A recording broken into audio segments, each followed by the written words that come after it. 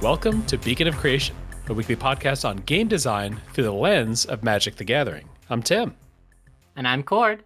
This week we're doing the Signpost episode, following the signpost for Avatar, the new Universes Beyond set about the cartoon. This says just a full-size set with seemingly like a really well-developed limited environment, archetypes, all mechanics. You've watched some Avatar, right? Yeah, I watched Avatar, as it came out, and then in high school I watched through all of it and all of Korra as that came out. Oh, okay. This set is just Avatar: The Last Airbender, not Avatar: The Legend of Korra. Yeah. I have watched all of Avatar: Last Airbender, but it was, 10, 12 years ago or something. I remember thinking the ending ruled, and I recognize most of the characters, but I don't recognize any of the side characters. So I'm excited for this set. Maybe not quite as an Avatar fan, but, it's kind of cool to see the usual Universes Beyond thing. How do we translate the abilities of like superhero characters, martial artists, magicians into magic mechanics and make it satisfying? Yeah, and you're saying like you don't recognize some of the characters on these cards. It's because there are originally made up side characters for some of these cards, like the non-legendary creatures and stuff. Oh, okay. That like expand on the world in a way. Cool. But we're going to be mostly focused on these uncommon signposts. In this set, there are 2 per color pair. So there's going to be 10 color pairs, 2 each. So 20 cards we're going to try to talk about today. Within that, there's a gold card. So one that requires both colors, and then a hybrid card, one that's either or. You don't need both colors to cast them. I'm kind of curious what this does for a signpost, because signposts in general, archetype uncommons, whatever you want to call them, are often kind of rewards for being loyal to a color pair. If I'm the only one who is black-white, I get all the black-white gold cards, and I get 2 of them, and there might even be like 3 or 4 opened in a draft. Whereas here with the hybrid cards, only one of them is kind of locked to that color pair, and then the other one is more generic. Maybe that's like a tease to like, hey, maybe play a little bit, get into this color pair without committing. And then later, once you have committed, you get to lock into that color. Yeah, this is something I can put in this deck if I'm thinking of going into white-blue, but I'm only in white right now. Yeah. Right? You pack 1, pick 2, 3, right? You have your white rare, and then you have, maybe like a good piece of white removal, and then you're like, oh, well, I don't know if I'm white-blue or if I'm white-red. Yeah. But there's a white-blue hybrid Archon, and that seems a little bit more flexible to take early. There you go.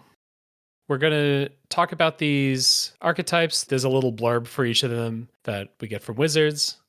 We're going to look at those cards, and then we're going to rate them on 3 categories. Those 3 categories are excitement. Does this archetype seem like it's fun to play, novel, not something we've seen in a while? Something cool about this archetype, or maybe just the uncommon is showing you, oh, there's some gameplay here that I haven't done before. There's accuracy. Is it likely that, this color pair is actually doing this thing?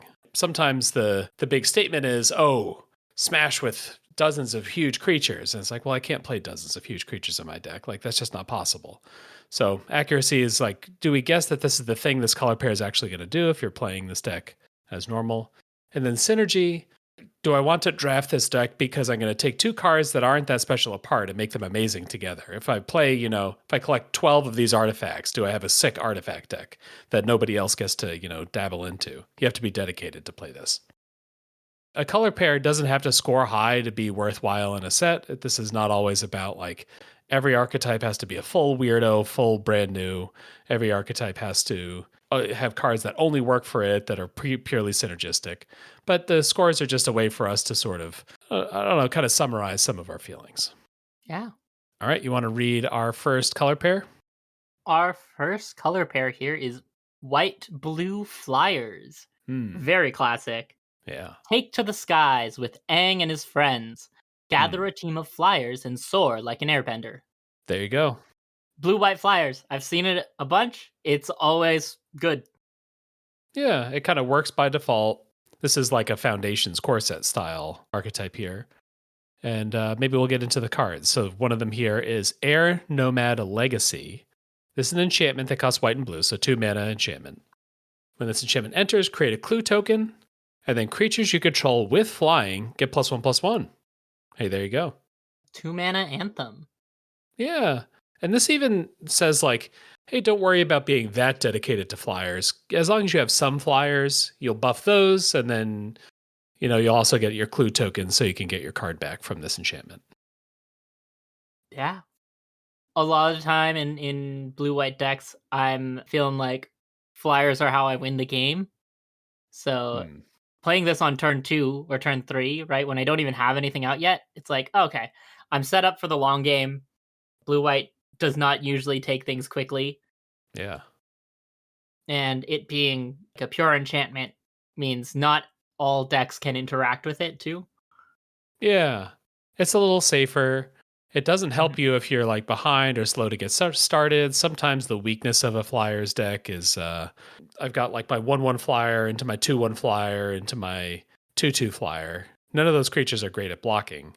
If I trade them off, I'm usually trading down for a smaller creature. I'm trading my 3 mana creature for their 2 mana ground creature. Yeah. So there's a little bit of risk in playing an enchantment like this because I might not be able to, stay alive long enough. My opponent might be playing like slightly bigger creatures than me, down the curve. But at least the legacy says, hey, now your flyers are about as big as the other creatures that they're being compared to, so they can trade reasonably well. Yeah.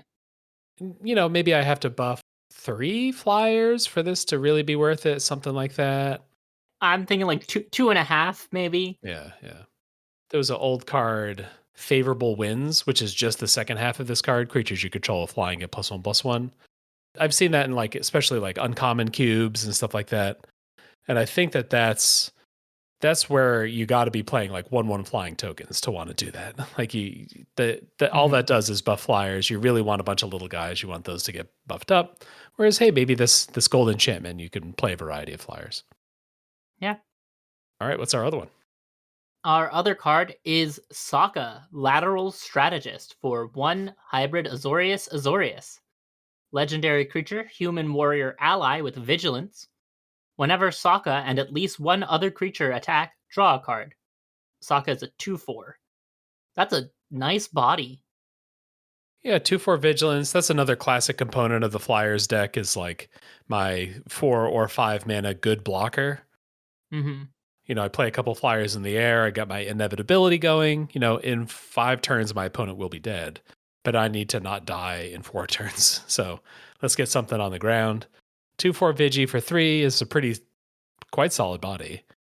And this says, like, hey, stay on the attack. Whenever Sokka and at least one other creature attack, draw a card. And drawing a card, quite a large prize. If I have to trade off Sokka after drawing that card, I still feel pretty good.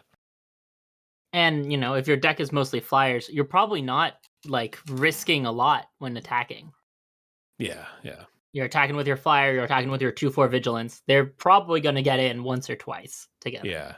If we're on the ground, then I have like a 2/1 in Sokka on the ground. Yeah. That 2/1 might get blocked by a 3/3 or something. And then, I guess I cashed in my crappy creature for a fresh card off the deck, which may or may not be good. Whereas with a flyer, that flyer is probably not in danger. Here's the other thing I noticed about all the hybrid cards. Yeah.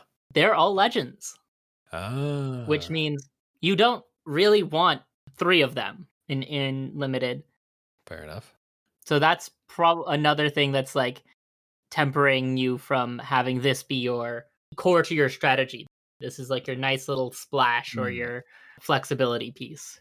Yeah, yeah, yeah. This is how we make sure they get spread between players.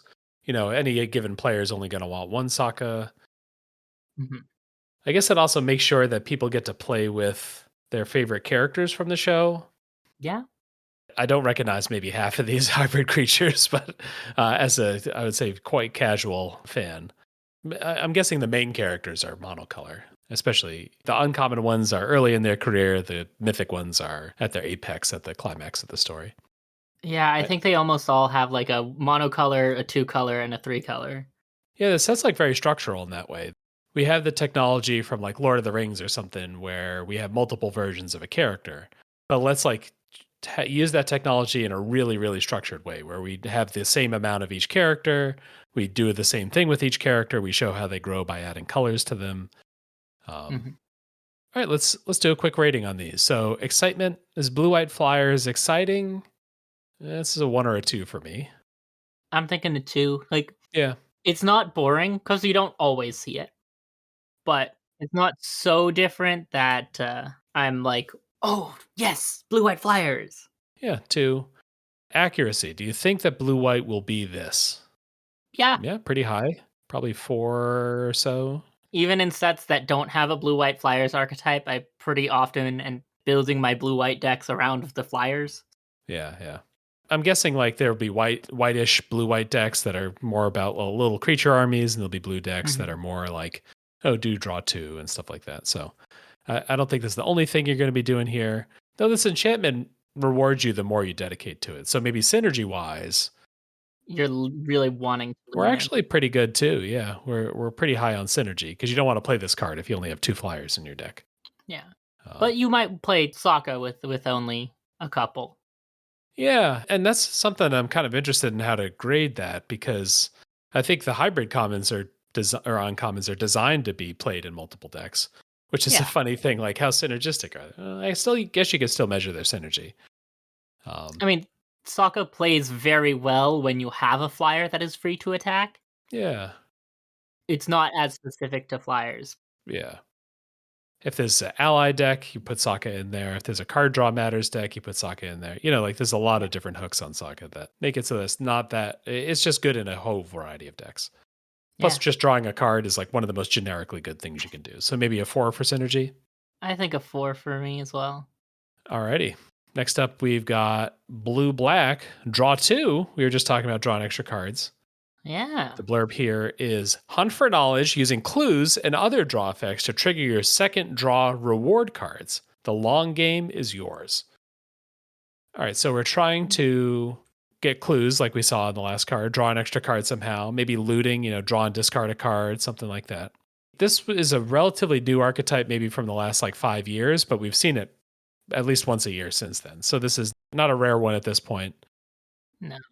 and one that can be pretty fun. We've seen a couple variations on it as well. We had Draw 3 in Modern Horizons, which ties to the power level of that set. One of my all-time best draft decks I ever drafted was a draw 3 sneaky snacker deck. Holy Sneaky cow. Snacker. All right, well, we have no sneaky snacker in this set. What's our gold card here? Foggy Swamp Spirit Keeper for 1 blue black. It is a 2/4 human druid ally with a lifelink, and whenever you draw your second card each turn, create a 1/1 colorless spirit creature token with this creature can't block or be blocked by non-spirit creatures. So, shadow but for spirits. Yeah. Kind of inevitability, like our blue white flyers idea. Like, here are some creatures that are really unlikely to block or be blocked. In order to get a couple of those, I got to draw a second card.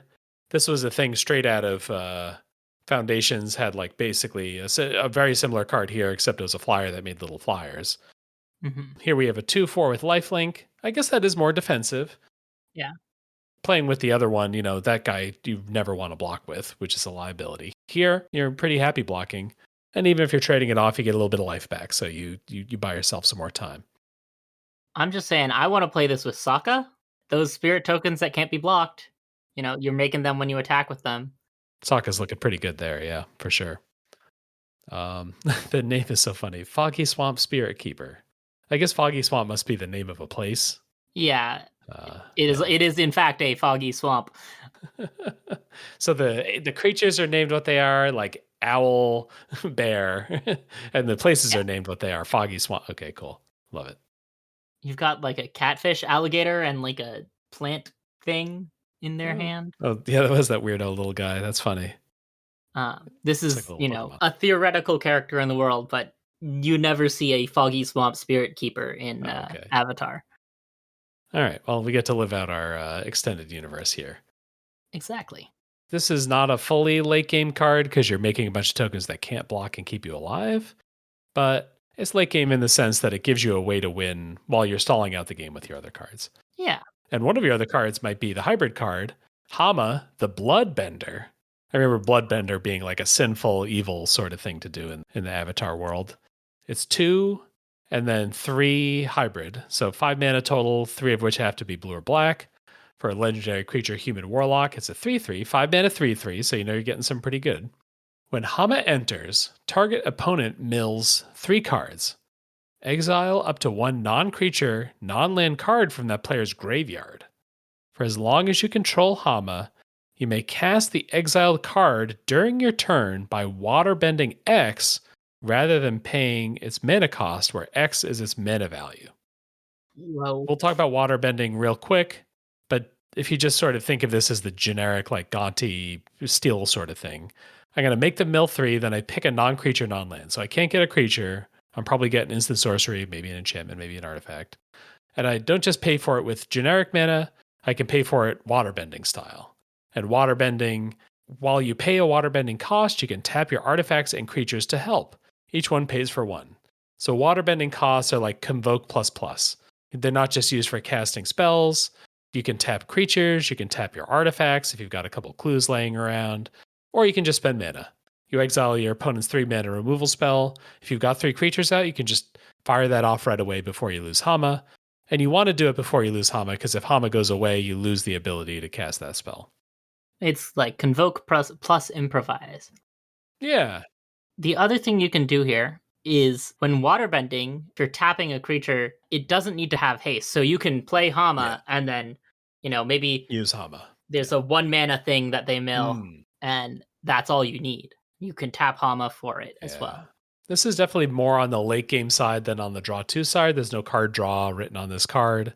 So this is, kind of like we saw with Sokka. This is not a card that like has to go in the draw 2 deck. This is just a generically good card. That's a little bit better. The slower your deck is, the more long-term your game plan is. Yeah, and it plays well with the tokens that the Foggy Swamp Spirit Keeper creates, right? You have tokens, then you can pay for the waterbending cost. Waterbending makes it extra easy to cast something. All right, so excitement, draw 2. This would have been higher a couple years ago. Now is maybe a 2 or a 3 for me. It's not a 1. It feels the same place as flying for me. Oh, okay. We've seen draw 2 a bunch. It's not always there, but it's around, and it's nice to see. Yeah, part of excitement is like, will we see this again in other sets? Is something about this set really well suited for this archetype?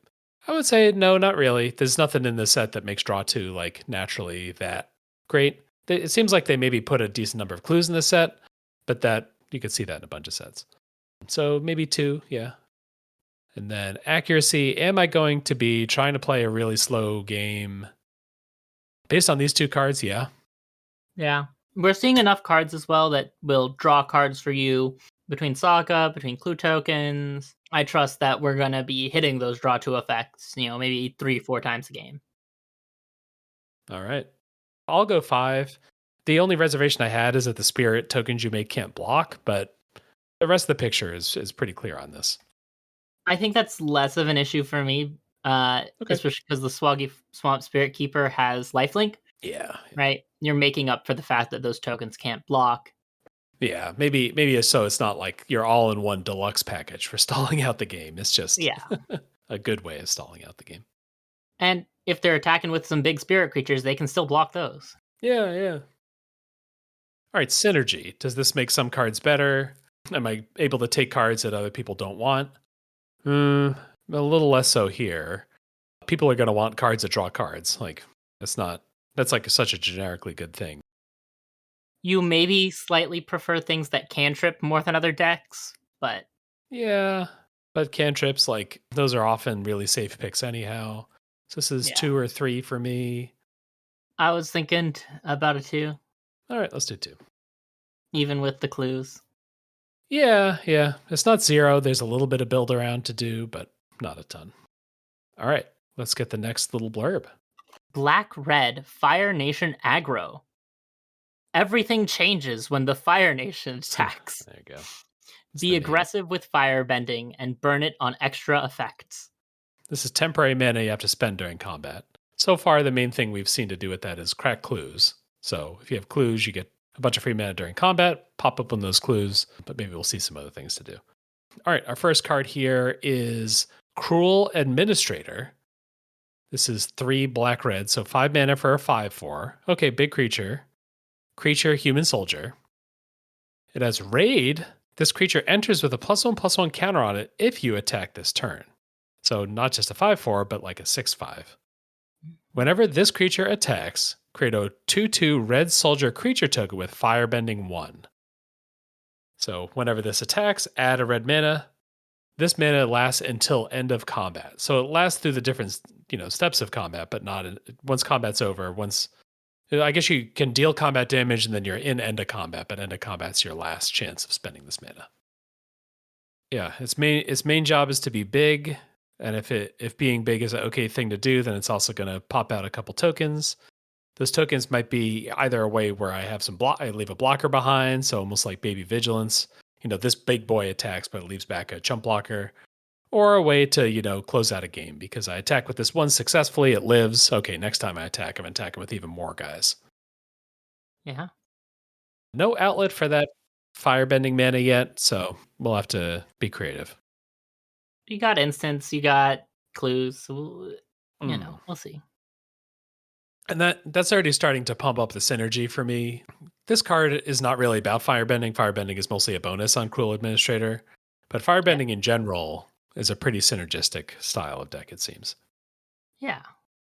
All right, what's our other card? Our other card is Zhao, Ruthless Admiral. 2 hybrid Rakdos, so 2 and then 2 mana of red or black for a 3/4 legendary creature, human soldier, with firebending 2. Whenever this creature attacks, add red. This mana lasts until end of combat. And whenever you sacrifice another permanent, creatures you control get +1/+0 until end of turn.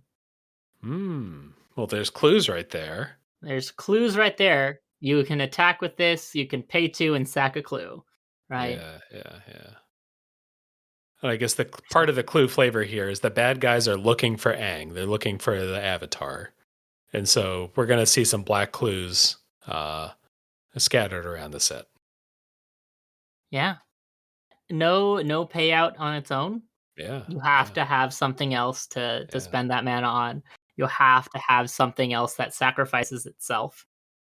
Yeah, it's like 2 different things that you need outlets for. That could be the same thing, like a clue. Both can have mana spent on it and can be sacrificed. But, we've got 2 different abilities on here that require some other help to make this 4 mana 3/4 worth it. Interestingly, this works with sagas too, which I hadn't thought about, because you sacrifice sagas. After chapter 3, you sacrifice a saga during your first main phase. If Zhao is out, you'll be able to pump your team at that time. Yeah, okay. You're a big saga. I'm a big saga head. I would contest that you're even more a saga person now than a battle person. Is that contentious? I was always a saga person. Okay. The battle thing was a little bit of a you just had a dalliance with with battles. All right, fair enough. All right, yeah. So excitement. I think this is novel. I don't know how I'm going to use all this firebending mana. I've never had to use firebending mana.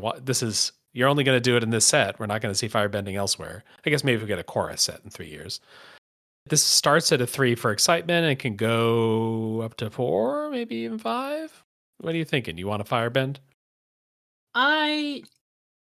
With just these 2 cards, I'm like, I want to attack. I don't know if I want to firebend, but I do want to play these cards and just swing with them. Yeah, the Cruel Administrator, the firebend is just sort of a bonus. It's just a big boy. Yeah. But for the description of this is saying be aggressive with firebending and burn it on extra effects. I'm kind of enticed by that. So that's like I think I'm going 4. I think I'm enticed. I don't get the complete picture here, but between the description and just the missing piece, there is a missing piece. I want to see what that missing piece is. I'll give it a 4. I'm happy at a 3. All right. Myself. All right. And I guess sometimes if you've got this like dangerous archetype that may or may not work, accuracy might be where it starts to suffer. How confident am I if I just load my deck with all these firebending cards that my deck will just kind of function, and like if I'm playing black red what's the typical black red? Typical black red is I just have more removal than other decks. I got 6 or 7 removal spells instead of 2 to 4. And if those are instants, okay. That's compatible with default Rakdos, so we're not too far off. You attack, you kill their creature so they can't block with it. You kill it after declare attacks before declare blockers. Oh, perfect. Yeah. Okay. It's not going to be like a 0 or like a 1 accuracy for me, but Okay. maybe kind of a 3-ish 3. until I'm Yeah. proven otherwise. Depends on the commons, I think. And then the part of the excitement for this for me was the synergy. There's something Oh, mysterious about doing this deck, so this is like pretty high synergy for me. 4 to maybe probably even 5. I'm gonna say 5. Right? There's multiple pieces that you want, Yeah. right? And multiple ways to get those pieces. But you're if you're taking Cruel Administrator pick 2, you're looking at that pick 1 like, can I do something with this? Am I Yeah. going to be attacking every turn? Am I going to be making a clue every couple turns? All right. Next up, we've got red green, which is Earth Rumble Ramp. Use mana ramp and earth bending to create 4+ power creatures, then rack up the bonuses to claim the title belt. How is earthbending enough? Not enough by itself in order to carry Gruul. I thought this would just be the earthbending one, just like Rakdos was the firebending one. But no, we got 4 power matters. Interesting. I'm worried about this one in terms of accuracy. Yeah, is 4 power really going to matter? I don't know. Give us a first card though. Our first card here is Bitter Work. 1 red green for an enchantment with whenever you attack a player with 1 or more creatures with power 4 or greater, draw a card. Mm. And Exhaust 4, Earthbend 4, activate only during your turn. 2 things we might need to explain here. 1, Exhaust means you can only activate it once. And Earthbend 4 is target land you control becomes a 0/0 creature with haste that's still a land. Put 4 +1/+1 counters on it. When it dies or is exiled, return it to the battlefield tapped. Alrighty. This is a 3 mana, do nothing at first. But if I then can attack with a 4 power creature, I draw cards. That's a pretty powerful incentive. Drawing cards is just a generically really good incentive to do a thing. If you add draw card onto things, I want to do that thing, right? There's probably some 2 mana weird way to get a 4 power creature, and there's probably plenty of 3 mana ways to get a 4 power creature. But if you don't have those, you don't draw those this game, it's got a built-in buyout of, hey, spend 4 more mana, and you can earthbend one of your lands. Interesting card, a little clunkier than some of the other stuff we saw, but not amazingly so. It hits everything in the description, so That's true. Yeah. Use mana ramp and earthbending to create 4 power creatures, then rack up the bonuses. Yeah. we Like reverse engineered the description now. yeah. All right. Our other card here is Uncle Iroh, 1 and 2 hybrids, so 3 mana, 2 of which is red or green. For 4/2, legendary creature, human noble ally. He's got firebending 1. When he attacks, add a red mana until into combat. And then lesson spells you cast cost 1 less to cast. A little bit of a zag there. Lessons. So lesson in this set is just a tag on some spells, on, I don't know, 20 spells or so. Because Iroh is here to teach you stuff, he makes your lessons a little easier to learn. Or not lowercase learn, not uppercase learn. Easier to enact. Enact, yeah, that's not a magic mechanic yet. Does this count as ramp? I guess if your bitter work, despite being flavorfully a lesson, like it's Toph and Aang learning how to earthbend better, it's not a lesson itself. So you need some other lessons. Does it count as ramp? I think it's more that he's 4 power is why he's allowed to be in this color pair. Yeah, he's a 4/2. Maybe you play him on turn 3 and bitter work on turn 4, and then you attack with him, draw a lesson, and cast it. After the draw trigger before blocks, you have a lesson that costs 1 and a red, and you just get to cast that for free, effectively. All right, so excitement. Do you want to do this 4 power plus earthbend plus? I think so. Lessons. I, okay. I'm looking at this and I'm realizing Uncle Iroh. Not only is he, I'm seeing how he actually fits into this more, because when you've earthbend, you don't want to tap your lands for mana. So you're now thinking about, okay, how can I get mana otherwise? Well, firebending, let the cost reduction, because you want your lands untapped to attack with them too. Hmm. I'm getting excited about this. Oh, Like okay. looking at these two cards. All right. So what's your excite? I'm putting this at a 4. Oh, okay. I think if I was excited about it, it's because I suspect that it doesn't work, and I want to see if I can make it work. I think my excitement's a little bit lower. Earthbend is my only chance to Earthbend. This seems like the color pair that does Earthbend. I'm not sure there's going to be anybody else that's trying to do that. So yeah, give me 3. I do want to Earthbend. All right. All right, accuracy. Are we going to be able to make the 4 power thing happen? Feels like a lot of the Earthbend cards you Earthbend for like 2 or whatever. They're not naturally huge numbers. You can earthbend something that has already been earthbent to put more power on it, put more counters on it. So I think you might. Okay. This would be a very interesting set to have, creatures that turn into lands. I don't know if we Okay. have any, Yeah. but Yeah. then you could put your earthbending counters on a creature. Yeah. I did see there's like a secret tunnel that's a land that itself can't be blocked. So if you animate the tunnel, Yeah, then there's a couple of lands that just have combat keywords sitting on them. I yeah, think there's one yeah. with vigilance. Oh, okay. Yeah, well, you actually do all of this.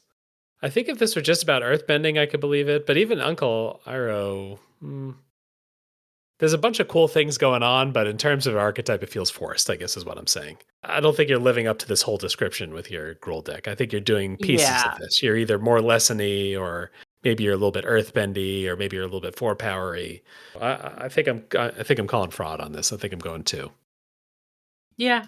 That seems accurate, but maybe the density of earthbend is just high enough, right? Yeah, yeah, yeah. Maybe there's like 5 green red lessons that earthbend. Who There's knows? enough of it out there. There's some reason I haven't played with Earthbend, obviously. So like maybe there's No. the natural play of it is that you want to stack onto one land rather than spreading it out. So if that's the case, maybe it makes it more real. But I'm suspicious for now. Synergy, does this make cards better? Well, this bitter work card is kind of bad if you're not playing other 4 power creatures. This Uncle Iroh card, I know, beloved character, but it's kind of bad if you're not trying to do something related to it. Um, so synergy for sure.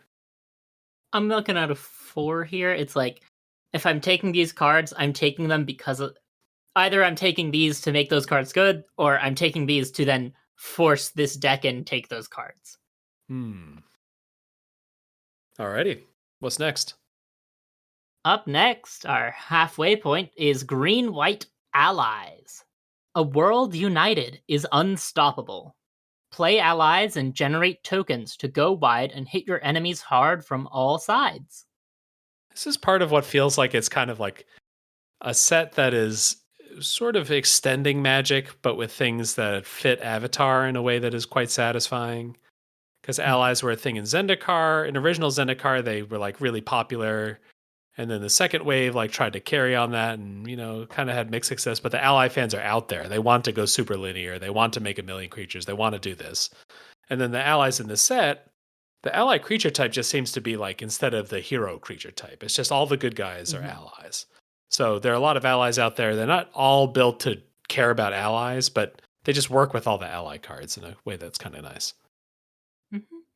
Yeah, we're going to see a mixture of allies that care about allies and allies that, like Sokka that we already saw as an ally. Even that Foggy Swamp Spear Keeper is an ally. So if you're a good guy, you're maybe an ally. Our gold card is White Lotus Reinforcements. 1 white green for a 2/3 with vigilance, 3 mana 2/3. And then other allies you control get +1/+1. Oh, okay. So that's really saying lock in the allies really matter to you. The blue white flyer deck maybe doesn't care about allies at all. They just happen to be allies. Whereas here it's saying look at that creature type line, make sure you can collect enough of them. Yeah. Sorry, something in the art has flagged my brain as this is a like composition of something I've seen before, and I'm Okay. trying to figure out if this art is a reference to a Oh. piece of magic art. Oh, okay. in its composition, but I don't think it is. Hmm. I think my brain's just making a connection that isn't there. Okay, Maybe okay, it's fair the enough. the full moon in the background is making me it's making me think Innistrad. Yeah, okay, yeah, yeah. Green, white, people meeting in darkness is like a common Yeah. Innistrad thing. Yeah, I wanna play this turn 3. This is, you Yeah, know I guess kind of like our Flying Matters card, our first one. This is saying you better be playing allies. You better have 8, 9, 10, 11 cards that say ally on them. Because 3 mana, 2/3 Mhm, Vigi is like a pretty awkward creature. It's not very good at attacking. It's not that good at blocking. It needs to be helping other mhm. people to really matter. Yeah, but, when I get that 1 mana ally, 2 mana ally, 3 mana lord, delicious. Our hybrid card here is Suki, Kyoshi Warrior. For 2 Selesnya, that's 2, and for a star 4 legendary creature, human warrior ally, Suki's power is equal to the number of creatures you control. Whenever Suki attacks, create a 1/1 white ally creature token that's Hmm. tapped and attacking. So the power scales off of all your creatures, so that doesn't care that much about allies. But she creates an ally, which is quite nice, She creates an ally and is an ally. and is an ally. This is another card that reminds me of Innistrad. Oh, just making little humans to fight with. Well, specifically, it reminds me of Adeline, Oh yeah, yeah, yeah, a star for, it's a rare, so it's a little bit cheaper, yeah, and it makes a couple more tokens and has vigilance, right? yeah, yeah, But this was a good card in I think it was Midnight Hunt, yeah, Midnight Hunt draft. yeah, yeah. This is given a glimpse of that Adeline flavor, but a little bit worse in a couple ways. But still, Yeah. seems quite playable. What if this strong monocolor rare were a little less strong Yeah, and a and little more hybrid. synergistic and hybrid? Yeah, part of what made And Adeline so good is it's when you attack, so you don't even attack with her, so you get that token yeah, like right away. Yeah, but Suki here, you play it on 4, and you attack on 5. Hopefully you've got 3 or 4 power, and when you do that, you also make a little 1/1 that you're attacking with. so you now have 4 or 5 power. Yeah, yeah. People want to block it, which, in green white is really good because you're probably the color pair most likely to play combat tricks, so you can Yep. leverage your opponent's desire to block. I think this is another color pair that I'm not super excited for because I've seen it a lot. I think I'm a little higher on this than I am in excitement for Flyers or Draw 2, Yeah, that's fair. because there's a twist on it. Yeah, ally is novel. Collect like a specific subsection of creatures is a little more fun than the more generic green white, like green white go wide with Yeah, anything. Yeah, this is go wide with your opportunities to draft exactly the card you need are a little narrower, which is more difficult but more exciting. yeah. Yeah, so 3 I think is totally fair. Accuracy, are you going to be doing specifically allies when you play green white? It seems so far that they've been pretty liberal in handing out ally. If you are a good guy and you are a human, you are an ally. Seems to be Hmm. the vibe, I guess. I don't know if that's like fully true. And part of what we're doing with these episodes is not necessarily like solving mathematically if it's true. Like this is partly an exercise, and if you're seeing these cards in a pack, how do you feel about it? And then how can we learn those lessons and take that to our own sets that we're working on to know like what makes an appealing card, what makes a believable card that people think, oh, I can take this gold card and be safe doing this. Yeah. Accuracy 3, 4, somewhere in there. We've seen, these two cards are both allies. The other hybrid cards we've seen so far in green or white are allies. I think we're gonna get this. Yeah, okay. I'll How high see. are you going then? You going 4? Yeah.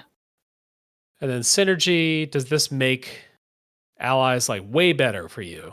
It definitely makes them better. Eh, Will all of our green and white cards care about allies specifically or just happen to be allies? And then like I get a little bonus for this, gold card, but I'm mostly just playing my game plan. I feel a little bit that way. So I might be in the 3 zone, though I could move. 3. Yeah. Um, It makes our allies better. it doesn't make them so much better that I wouldn't play those allies without these cards, Yeah, yeah, yeah. right? Like Sokka, people are going to play that and not think about ally at all, even though he is an ally. Yeah. Same with Uncle Iroh. Feeling pretty three. 3. Alrighty. Next up is Black White Sacrifice. This is probably not about allies.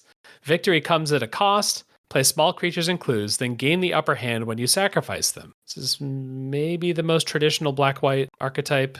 Black White Yeah. Sacrifice, something like that. It's not specifically creatures, it's just generically sacrifice. Oh, okay. We saw some of that on Kaladesh, I think, and some other places. Yeah. Yeah, Kaladesh had Revolt, which Yeah. was leaves the battlefield. We just had Final Fantasy had a white black sacrifice. Kind of like blue black, this is telling us, trust us, there's plenty of clues here. And maybe firebending you'd even count as a third one. Like the firebending hybrid guy we saw are saying, like, don't worry, there are clues. There's going to be a lot of clues. Maybe that's the other reason I'm thinking Innistrad. For sure. Well, our gold card here is Tolls of War. And I have been misreading this card every time I've seen it so far as Toils. Toils. Is it is Yeah. it Toils of War or is it Tolls? No, that's a double L. Toils would be like it would show like people pushing a catapult or whatever. Yeah. And tolls of war is the price. And so you see a skeleton in this You art. see a skeleton. White, black for an enchantment. When this enchantment enters, create a clue token. Nice. Whenever you sacrifice a permanent during your turn, create a 1/1 white ally creature token. Oh, okay. This ability triggers only once each turn. Oh, yeah. This is quite similar to that Kaladesh card then. Yeah, I think it was at the beginning of your end step. By itself, this is a little soft. Like, this isn't like a card that I look at and you're like, oh, there's time to do this. Yeah, I'm not wanting to sacrifice, like a bunch of stuff at once. I'm wanting to get a clue, sack it, next turn, get a clue, Yeah. sack it, get a creature, sack it as an extra cost. Yeah. So I need to do this 3-4 times over the course of literally 3 or 4 turns. And it has to be during your turn. So it's kind of restrictive.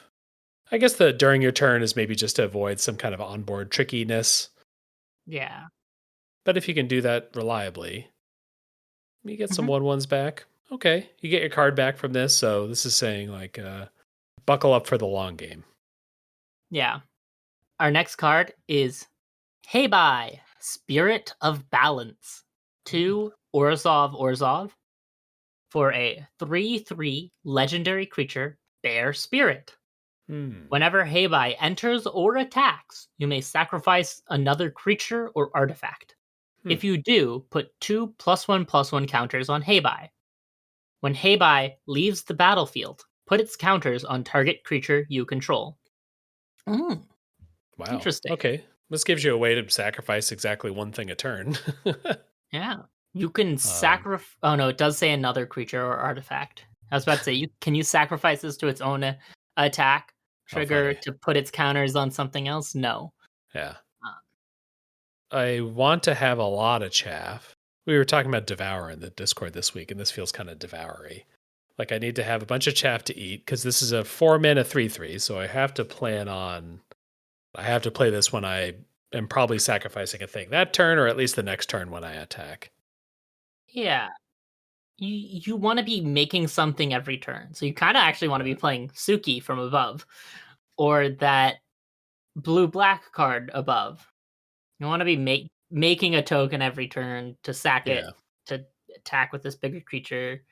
And I really don't want to go all in on Heibai because I really need to have another creature in play basically at all times so that when Yeah. Heibai leaves, I get to deposit those counters. Because if I didn't have that second ability that leaves the battlefield ability, this is just too all in. I don't want to play this card. Like, to me personally, at least. But that leaves the battlefield thing means I at least get to hand off those counters to somebody, and I'll be happy doing so. Yeah. Something interesting I'm just realizing about Tools of War. Yeah. It's making a 1/1. You're probably actually not using that 1/1 to do anything else. Seeing Heibai here. Yeah, these two cards work together. Yeah. Yeah, you're getting a 1/1. You're sacking that next turn. No, I'm actually thinking synergy might be pretty high.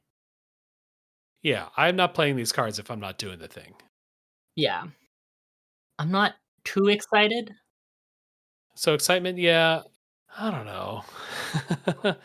Set up for a slow game where your cards are all fiddly and your opponent's cards, you have to beat all of your opponent's good cards. Oh my god. Mhm. That said, I was playing earlier today in Power Cube, just like Planeswalker blue white control, splashing a bunch of stuff. And that all of my wins so far, I think I'm 4 wins in. All of them have been my opponent scooping above 10 life because they just don't want to play anymore. So maybe sometimes I'm willing to play that kind of deck. But this one, my excitement's pretty low, I would say. Is it a 1? My excitement to play Tolls of War is a 1, that's for sure. My excitement to play Heibai is 2. Yeah, Heibai is novel. Heibai is different. I like that leaves the battlefield trigger. I want to experience that. I want to try that out. I guess if there's going to be a 1 this episode, it might be this one. It might be this. We don't have to give a 1, but I don't know. Neither of these are like cool enough that I'm like, all right, I'm going to do this. You might not be excited, but the deck might come to you and Yeah. that happens. And then the accuracy, if I'm playing black and white, it seems white's really in on lots of little creatures. And black's in on clues. So, right? You got clues for black red sacrifice, you got clues for blue black draw 2. yeah. 3, 4, somewhere in 3? there. Yeah. Maybe 3. I could see just playing good cards instead of these fiddly cards, you know what I mean? Yeah, if I get, the white black removal, I'm just gonna play the white black removal. Yeah, yeah. All All right, your and then removal makes it synergy, this is pretty high. Like we keep saying, Oh, yeah. maybe grumpily so. We keep saying that we don't want to play these cards because they're too hard to, you have to work really hard to make them work. Well, that means that they're very synergy based.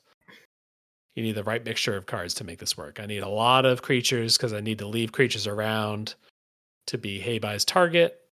I need probably a bunch of clues. I guess maybe a treasure or food might also work. Yeah, so synergy 4 or 5. Creatures that make Yeah, tokens. Yeah, I see a 5 here. yeah, yeah. Yeah, I'm only playing this when I have the cards, when I have the support. Yeah, it's like I would say more of a 5 than our other 5, the Rakdos one, because that first Rakdos card actually kind of just works on its own. But we were Yeah, still pretty convinced of the synergy. This is saying, please do not play me unless you're doing synergy. yeah. Next up, we have Blue-Red Combat Lessons. Play creatures that care about casting non-creature spells. Then teach your foes a lesson with your martial prowess. Hmm. Kind of like the green white one, which is like go wide but with allies. This is it spell slingers but with lessons. So it's a little more narrow, a little more drafty, a little more build aroundy. Yeah, I find it interesting that it specifically mentions creatures that care about lessons. That's Oh. a neat little take on a normal spell slinger. I mean, you usually have those, but Yeah, in order for a spell slinger to be like a full thing that's like kind of tempo spell slinger, like, hey, we're doing, our creatures are doing stuff. You need a decent number of those to be payoffs. You need like 4 or 5 different creatures in your deck that care about this stuff. yeah, Otherwise, if you have the one gutter snipe in the deck, you have your one weird in your deck. Maybe you're not actually getting paid off for being spell slinger. The first one is Dragonfly Swarm. 1 blue red for a star 3. These are dragonflies. These are dragons that have fly wings. That's a dragon insect. That's flying in ward 1. So 3 mana, star 3, flying ward 1. This creature's power is equal to the number of non creature, non land cards in your graveyard. Pretty doable. When this creature dies, if there's a lesson card in your graveyard, draw a card. That's kind of an impressive card. yeah. We see this pretty often in blue Yeah. red spell slinger. It's a flyer that has power equal to the number of something somewhere. Yeah. Yeah. Interestingly, this one counts artifacts and enchantments. Yeah. Yeah. Another tick in the book for the saga set. We get this like 3 mana flyer that scales its power like pretty often. Even in Foundations, we had that. You're probably maybe already on board even without the dies trigger. Yeah. Whether I play this on turn 3 or I draw it on turn 7, I'm pretty happy with my 2 to 7 power flyer. Oh, yeah. And then as long as I'm playing some lessons, when this creature dies, if there's a lesson card in your graveyard, draw a card. I don't even have to be that devoted to lessons in order to make good use of this. Yeah, this says, "Have I played a lesson this game?" Yeah. If you're looking at this, you don't know the whole composition of the set. What are you guessing the percentage of instants and sorceries that are lessons? At least a quarter, at least a third, Yeah, right? no, Um, I was, like, less than a half. yeah, yeah, yeah. Our next card is Professor Zay, Anthropologist. Oh, Its cost is it, or 2 mana that has to be blue or red. It's a 0/3 legendary creature, human advisor ally. hmm, It has tap, discard a card, draw a card, hmm. and 1 tap, sacrifice Professor Zay, return target instant or sorcery card from your graveyard to your hand. Activate only during your turn. Huh. It's a funny little extra thing on there. It's like onboard tricky or on graveyard tricky otherwise. Activate only during your turn. They're wording it this way so you can't like block with Zay, tap sack it, pull an instant removal spell out, blow up another guy. Your opponent's like, oh, I had no idea that could happen. Yeah, it's funny to have that restriction on there. I'm getting deep in the weeds saying that, but yeah, This get is some looting fine. going. Here's a great way if I have a lesson that's not very good for my Dragonfly Swarm, I just discard it and get a fresh card. Because it's this like blue red hybrid, I have to discard as a cost, so I can't just do this empty handed. I wanna play this card. Turn 2/0/3, probably gonna help me stabilize my board early Yeah. on. Maybe I'm really needing that third land. It kind of needs you to be dedicated to blue red. This is not a card that's as easy to splash as some of the other hybrid ones. Yeah, you're wanting to maybe even avoid some, utility lands in this one. Yeah, if they're colorless or something like that. I don't remember this character, but this flavor text is like really tragic. So the art is like this guy in like a tomb, and sand is raining down on all the books and scrolls and everything. He's trying to desperately look at a scroll. It says, "I'm not leaving. I can't. I've spent too long trying to find this place. There's not another collection of knowledge like this on Earth." Does this guy just commit to dying underground just because this library is like the sickest thing he's ever seen? Yeah, basically. I didn't remember him by name, but yeah, he's in the library of Wan Tong as it's like crashing to the ground while the rest of the gang escapes and Toph tries to hold up the tower. Uh, like it's in the middle of the He desert. just And loves just this so much he can't let it go. yeah, Yeah. so much knowledge. Yeah. Spoilers for Avatar. Sorry. Um, there's gonna be some of that in the set. Fair enough. Yeah. All right. Yeah. This Zay card seems very playable. The Dragonfly Swarm seemed maybe even more generous than we normally get for those kinds of cards. I guess the power level's there. The excitement level sounds like you were pretty excited. I'm excited. I'm not usually a big blue red Oh, spell okay. slinger person. Seeing this in the exact way it's presented has pumped up my excitement. I don't think I'm a 5, but I am willing to say a 4 here, and maybe splashing green for potentially Uncle Iroh here as well. Oh, okay. Yeah, I look at this fourth pick, this Dragonfly Swarm. That's maybe about when you're considering committing to a or drafting like a powerful gold uncommon. You're not usually taking that in the first couple picks, but pick four, I'm looking at my cards. I'm looking at the swarm. I have like a removal spell ready, and I'm like, yeah, let's do this. Yeah, let's take this card. Maybe I won't be blue red. Maybe the draft will push me away, but I feel like I want to try. So yeah, four. Yeah, I'm locking in a 4 here. all right. Accuracy. You're gonna play spells. Yeah, but blue red doesn't have quite as many ways to like. It doesn't have many game plans besides that. I think this might be just 4s across the board for me. Oh, okay. Maybe synergy's a little bit lower. This makes me want to have five lessons. The swarm, like I want to try to Yeah, make sure that I get to five. Yeah, so it's not a one or I'm a taking two. lessons Yeah, more than I would want to, but if I'm choosing between a good spell and a bad lesson, yeah. I'm taking the good spell. All right, all right. Yeah, maybe a 3. 2, 3. All right. Next up, we have black green. Is it going to be black green graveyard? Black green +1/+1 counters. Hey, it's not black green graveyard. Accrue power by any means. Stack up counters to gain bonuses and control the Earth Kingdom from within. Oh, it's a second Earth Kingdom, like a Earthbender thing. Alrighty. I'm getting kind of intrigued, actually. I thought we were only getting one Earthbend thing. I was kind of disappointed that the Gruul one didn't feel that Earthbendy. But yeah, I'm excited. I want to know now. All right. Our first card here is Dai Li Agents. 3 black green for a 3/4 human soldier.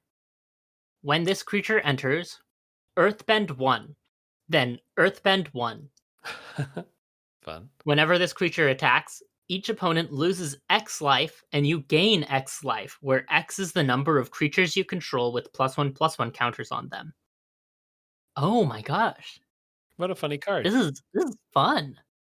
Cuz yes, you can get a big, you can get a 2/2 out of this. But Yeah. really you do want those 2 1/1s. Yeah, Earthbend 1 and Earthbend 1. You can also use as though it were Earthbend 2. You can stack it all on one guy.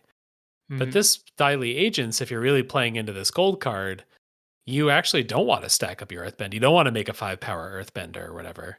You want to make like 1,000,001 power and not even use them as creatures, just have them be activated. And so that when this guy attacks, you drain for 2 or 3 or 4 or 5, which would be pretty Oh sick. my gosh. I feel like my eyes have been opened to this set. You can sacrifice earthbend creatures in your black white sacrifice deck, Yeah, and the land returns. Yeah, and the yeah. land returns. This is, I was just thinking, you get all these 1/1s that you earthbend up, and you're chump blocking with them. You're really only attacking with the Daily Agents, right? To get that drain off, Yeah. to keep your 1/1 safe. Yeah, this is pretty exciting as a card. Very unusual. You never see this thing anywhere else. This is snapping the Golgari graveyard curse as far as I'm Yeah. concerned. All right, now our other card is Long Feng Grand Secretariat. It's 1 hybrid, so 3 mana for a 2/3. Whenever another creature you control or a land you control is put into the graveyard from the battlefield, put a +1/+1 counter on target creature you control. There's that sacrifice. Yeah, yeah. Or even just swing with 1/1s. So the creatures and lands don't have to already have counters on them. This isn't some like Yeah. proliferate kind of thing.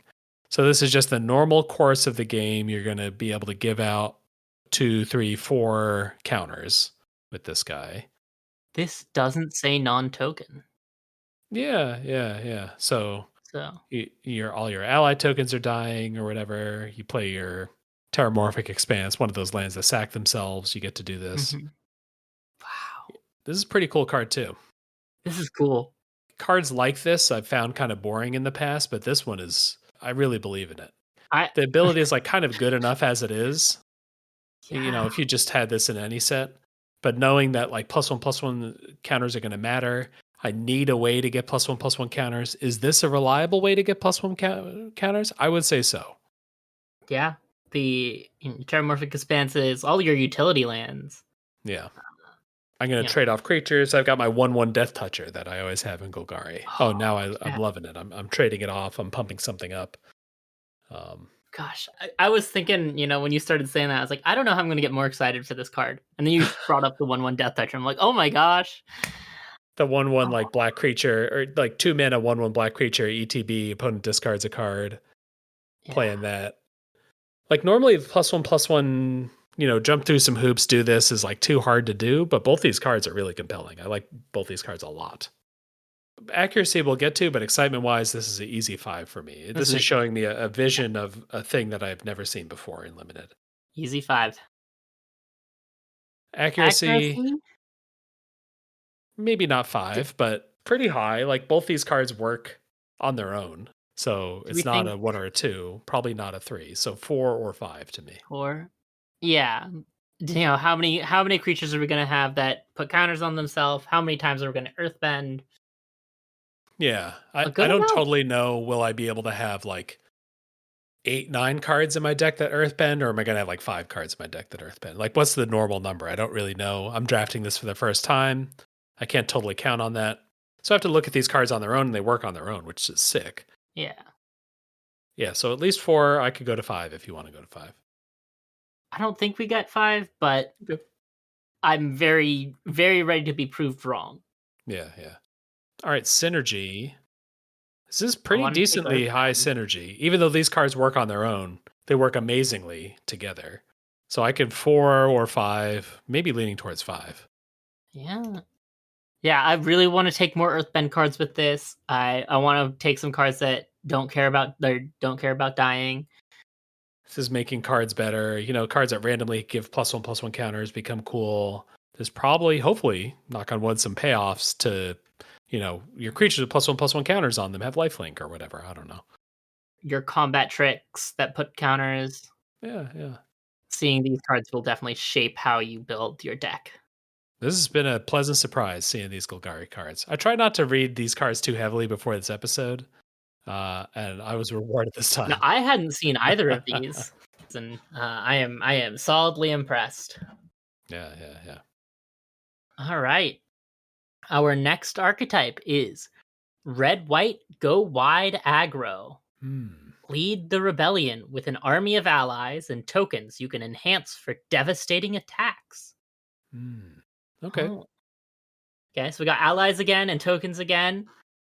Yeah, it's not allies in the name, but it's allies. Allies in the description. Yeah, and it seems like there's just going to be a lot of ways to make these 1/1 ally. Tokens. They're not soldiers, but they're, yeah, tokens. Yeah, they're just allies. The gold card is Sun Warriors, which is 2 red white, so 4 mana for a 3/5, very solid body. Firebending X, where X is the number of creatures you control. So between 2 and 5. So I'm going to firebend for a lot of mana. And then a way to spend that mana. 5 generic mana. Create a 1/1 white ally creature token. This is a pretty good outlet for firebending, I guess. Yeah. Especially when it gets big. Like, say you have 4 tokens already. You get that 1/1 when you attack for free. Yeah, yeah, yeah. The 1/1, that's very flexible as a random thing to make because I can block with it afterward. I kind of go all in on an attack, but I'm still kind of safe from the crackback. Probably the thing that holds this whole card together for me is that you get a little more stats on here than I think I'd normally see. You got a 4 mana 3/5, Yeah. the high end of stats that you could put on a creature. And the extra toughness is kind of nice, 3/5 instead of 4/4 or something like that. It's kind of good. You're able to get in there earlier on when Hmm. just want that couple extra mana to be able to create your tokens. I'm a little concerned I won't have other ways to spend my firebend mana, but maybe just because we don't know what they are. Our hybrid card here is Jet Freedom Fighter for 2 Boros Boros Boros. That's 2 and 3 hybrid red or white for a 3/1 legendary creature human rebel ally. Yeah. Okay. 5 mana 3/1. When Jet enters, he deals damage equal to the number of creatures you control to target creature and opponent controls. When Jet dies, put a +1/+1 counter on each of up to 2 target Oh. creatures. Okay. Almost thinking about this card as a weird sorcery or like a saga, Yeah, it's just saga. Yeah, a living saga. living saga. Play him, attack with him, let him die, pump some things. Yeah, yeah, yeah. This is like 3 different pieces of value. It's the body itself, it's ETB, and it's death trigger. Um, Excitement. Am I excited to do this Boros allies tokens thing? eh, Not all the way in the bottom, but probably 2-ish to me. yeah, 2 or 3. We've seen Boros go white aggro. These cards are a slower version of that, maybe, which feels Yeah, weird. yeah. I see this and I'm like, I don't think I'm winning the game with Jet. Yeah, I mean, if I am Boros and I grab Jet, I would put 3 Jets in my deck even though they're legendary. I'm probably putting 3 Jets in my deck if I have access to them, but I don't think Jet is the card that makes me win the game. Hmm, okay. I'll go 2. I think even though it's a hybrid card, this is like a gold hybrid card almost because you have to be those colors to play this card. And then Sun Warriors, fun card, not crazy exciting. Accuracy, am I going to be doing this if I'm Boros? Probably. Probably, Am I playing both these cards even in an aggressive Boros deck? Yeah. probably. I would need to have like 2 other much better somehow 5 drops to not play Jet. Like, I Yeah, don't if know, I'm 2 rares or something that are like way better than this, then I might start to get nervous, but yeah, I think I want to be playing a lot of creatures. I think I want to be having things that can firebend to trigger Sun Warriors. I want to be playing my 2-drop firebending creature that I don't know makes a token when it hmm, dies. yeah. All right, yeah. So accuracy 4 or 5. 4. I think I might go 5. All right, synergy. Does this make other things better? Kind of vaguely. I'm already kind of probably playing creatures. So being told to play creatures is not that novel to me. I guess the firebending stuff, this is a good firebending outlet. So if I just grip like a whole bunch of different red firebending cards, I wonder if there's any white firebending cards. oh, yeah, that's a good question. I think I'm probably 2 on synergy, maybe even 1. I don't know. I'm going to be playing Magic the Gathering. I'm going to be playing creatures and I'm going to be attacking with creatures. And yes, that is technically synergistic with what this deck wants to do, Yeah. but it's also just kind of what you want to do in a Magic the Gathering draft. I could, yeah. You know what? Maybe this is the one. Not a This is one this as a is negative, my but just one. one is like, this is just the plan. All right. Our last one is going to be Simic Ramp plus Lessons. Okay. Turn your knowledge into power. Ramp and draw cards to play big creatures while getting lessons in your graveyard. Yeah, this is pretty aligned with Simic. First thinking like, hey, maybe a quarter, a third of spells or lessons, kind of Yeah. automatically doing the lesson thing. Maybe there's a reason to go harder on lessons. Like you were saying And before, for that other lesson one, for the is it one, are you playing bad lessons over a good card? Probably not. Hey, maybe the Simic deck will say, hey, consider playing the bad lesson. yeah. Um, our gold card here is Hermetic Herbalist. Green blue for a 2/3 creature, human druid ally. Tap, add 1 mana of any color. Tap, add 2 mana in any combination of colors. Spend this mana only to cast lesson spells. So 2 mana dork with a good Yeah. body Yeah. that lets you play Wooburg. Wooburg Yeah. lessons. Stepping stone to the 4-color deck. Yeah. Right. Um, Like I don't mind picking up, Black Lesson that's a kill spell in this deck, I think. yeah. Yeah. All right. And our other card here is Guru Pathic. 2 hybrid, so 4 mana for a 2/4. When Guru Pathic enters, look at the top 5 cards of your library. You may reveal a Lesson, Saga, or Shrine card from among them, put them in your hand, put the rest on the bottom of your library in any order. Whenever you cast a Lesson, Saga, or Shrine spell, put a +1/+1 counter on another target creature you control. Mm. ETB draw a card, hopefully. I guess ETB draw a card if I've built my deck towards this goal. And then when I cast Lessons, I don't think there are going to be a ton of sagas or shrines. There's like 1 shrine per color. So this is when I cast one of the 7 spells in my deck that qualify for this, put a +1/+1 counter on another target creature. I'm guessing there's 2 cycles, right? Like there's a cycle of sagas and a cycle of shrines, I bet. Hmm. Okay. That Yeah. that tends to be how things happen. Maybe this is maybe there's a couple extra rares. Yeah. Yeah. I think people are probably not going to take this card for me, even though it's hybrid. So I might be able to get 2 of them in my deck. There are 2 fours that draw me a card that put a counter on something. So it's going to be a good enough card. good. maybe the red-green deck takes this from you Oh, yeah, sure. Yeah. with Iroh. You want a couple lessons in that deck. Good. Another card that is screaming you're playing kinda all the best cards that are these types, Yeah, yeah, yeah. All right, right? yeah. So excitement, not too high.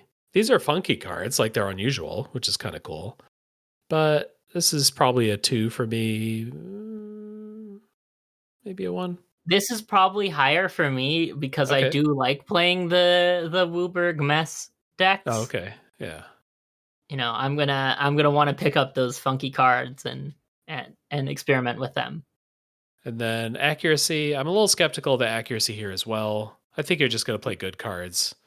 Yeah. Maybe Guru Pathic if you're trying to play your Guru Pathics. I think just blue green is going to be maybe caring about this, maybe not caring about this. Probably a 3, 2, something like that. These signposts scream to me, you're not playing ramp plus lessons. You're playing Guru Patik deck, and that's Hmm. fun. I Yeah. liked playing sagas. I liked Yeah. playing Yeah. shrines in Kamigawa, caves in Excellent. Ixalan, right? Yeah. The 5-color case of the Shattered Pact deck in Murders. Yeah. All right. And then synergy. I guess this is pretty synergistic. I only start to play these cards, only start to get drawn to these cards if I can actually get the 2 sagas and the 3 shrines and the 7 lessons or whatever. Um, Yeah. so Fine. 4, yeah, 4 or 5, Or something like that. it's sometimes you're just playing good stuff. Like you're playing the cards because they're good Yeah. and because you can cast them and draw them. Not necessarily because they're lessons, but maybe you can Yeah. cast them and draw them because they're lessons. So You're on your 15th draft. You've already done this you've already, done everything else in this set. Oh, let me see if I can actually get the rainbow Simic yeah, lesson shrine deck. exactly. All right, yeah. What's your pick for like overall surprise or excited or best executed or what's your pick here? I want to play Golgari. Yeah, it's got to be just Golgari. I want to play I want to play that in most I don't know if I've decks. ever said that before. I am generally a fan of playing Golgari. I Okay. really want to play Golgari in this. I just want to. Yeah. Honestly, I want to play this draft now. Like, Yeah. Yeah. Again, pretty excited about it. Yeah, just easy winner yeah, there.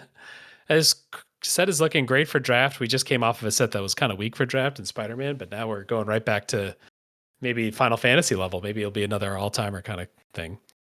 But I got to wrap this up here. So before we get out of here, we got our monthly design challenge. The November one is November Mage, design a red mana dork. We've been getting red mana creatures in almost every set since they kind of opened the floodgates and said they're going to start doing this. And we want to see your designs. We want to really start to understand this new tool that Red is supposed to use in most sets. Bonus point wise, we got November. Its power plus toughness plus mana value equals 9. So we're a little bigger than a normal mana dork. Something weird going on with our mana dork. Is it a big wall? Does it cost a lot but have some crazy ability? Stretch the normal, 2 mana, 2/2 that taps for a mana and has some conditional ability. Stretch out of that if you don't mind.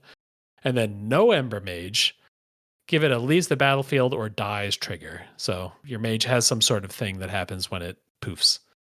That'll be due November 28th. And that's about it for our podcast for the week. Hop on the Discord to submit all your stuff. We've got plenty of other things going on in the Discord, and I'm sure there'll be even more. Julia just opened up a new Capenna channel, and then we've also got Beacon Constructed, people making some decks with some of the sets from the Beacon community. This is kind of an exciting thing headed up by Ignited and Red Bay. Cord, do you have anything you want to tell people about? not really much other than come jam some games with me. I am having a great time with Beacon Constructed. I am definitely sneaking in games at work. Oh, okay. Uh, Oh, cool. What's your deck? What have you been playing? I've been scattershot just Oh, playing a okay. bunch of different things while we're still in week 0. All right. Latest deck I played was a white black legendaries equipment deck that the primary thing you're equipping to is a planeswalker. Oh, very cool. All right. I'll have Uh, to get in some games at some point too. And then your Cord 22, basically everywhere. We'll have the link tree in the show notes. Be sure to check yep. out Cord's music and all that. If you need to find me, Discord is the best place to do that. Tim F. Riley. And most of all, thanks for listening. Dun, dun, dun, dun, dun. Love it.